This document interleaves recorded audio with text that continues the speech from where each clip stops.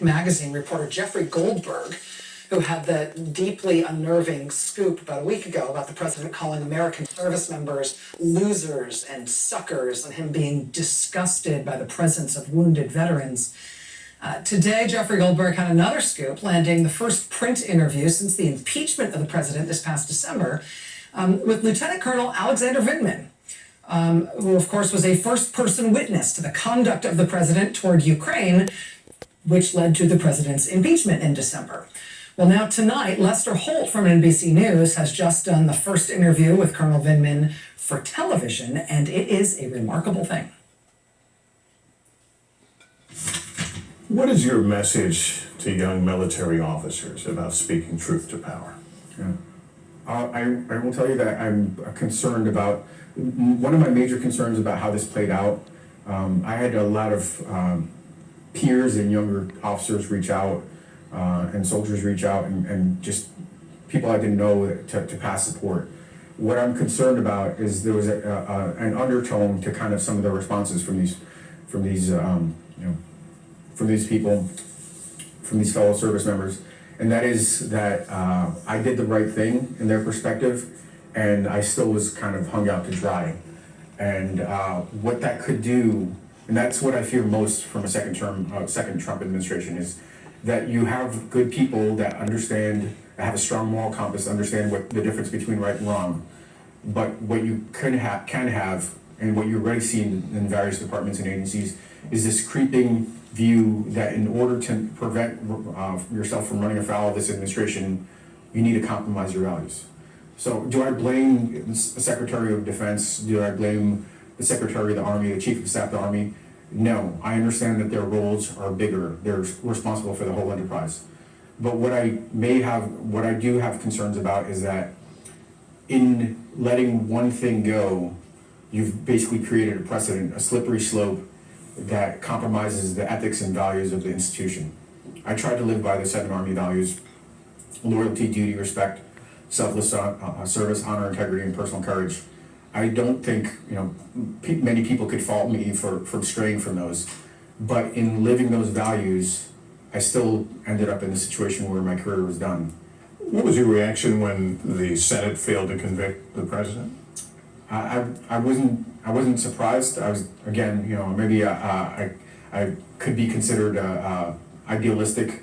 I would hope not naive, but it didn't surprise me that the Republican members of the Senate and the majority would not convict the president.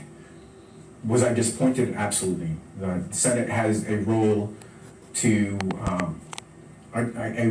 fulfill their oath to the Constitution, the oath they took to have a fair Senate trial, and they let political expediency and self-service trump their duties to the United States. So, it doesn't make a difference if you're Republican or Democrat. You have one overriding duty as a public servant at the national level. It's to serve the Constitution, it's to serve your people, and I think they failed to do that. This interview will elicit strong reaction. Some will call you bitter. Are you bitter? I don't think so. Are you angry? I don't think so. I hope I don't come across that way. I would say that I tend to take a pretty intellectual approach to looking at problems, and I can't say that my family hasn't been through some torturous, painful moments. My wife, in particular, reacts to a lot of this viscerally. Her husband's under attack. Our family's been criticized. I see it as beyond my span of control, meaning that these are things that I can't influence, and therefore they're background noise. And in that mindset, it doesn't. I'm not emotionally coloring a situation. I take a very kind of analytical view as to what's going on. Would I have liked to continue my military career? I chose to continue my military career, which was still on the ascent, being selected for War College, on the cusp of being selected for promotion to colonel. I wanted to continue to serve. That door has been closed for me by the president. So I will continue to serve in the best way I can. And frankly, I see this conversation with you as a continuation of my service.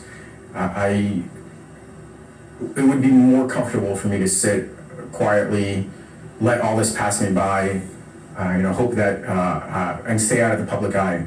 Instead, I've assumed what I analyze to be a significant amount of personal risk, reputational risk, to come out here and to talk to you, to talk to the Atlantic, with one hope in mind, and that hope is to share a perspective that could somehow inform an electorate going into the most important election of our lifetime, and maybe persuade them to choose an alternative to what we have, and an alternative to 4 more years of disaster. That's obviously a strong political viewpoint. Prior to all this, would you describe yourself as being very political? I was completely apolitical, and I hope that, frankly, after this election, I could return to kind of my comfort zone, which is being apolitical.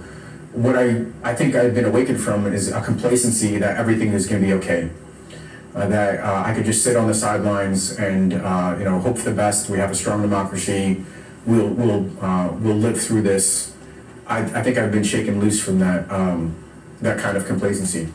But I'm not inherently political. I've most recently registered as a I'm waiting on my new voter registration card because now I'm a civilian resident of Virginia. So I'm looking forward to registering to vote. Do you care to tell us how you plan to register? I think those are personal decisions. Understood. I could tell you this, that the choice for me in the election is clear. I'm going to be voting for the other guy. I'm going to be voting for the other guy. Lieutenant Colonel Alexander Vindman, speaking tonight in a wide-ranging interview with NBC News' Lester Holt. Colonel Vindman, of course, sacrificed his career to tell the chain of command and ultimately to tell Congress when he was subpoenaed about crimes he saw the president committing from his perch at the National Security Council in the White House. After what he has been through in terms of the retaliation against him for doing that, including getting fired from the White House, from the National Security Council, and ultimately railroaded out of the military, it is really something to see him still willing to speak out. And you heard him explain there, because he thinks he can help, he can continue to serve now. He can help warn people about how much worse things might be able to get in a second term, given what he saw in the first term in the Trump White House. Again, like I said, incredible interview today, Lester Holt with Alexander Vindman. Along a different plot line, but showing some of the same characteristics of character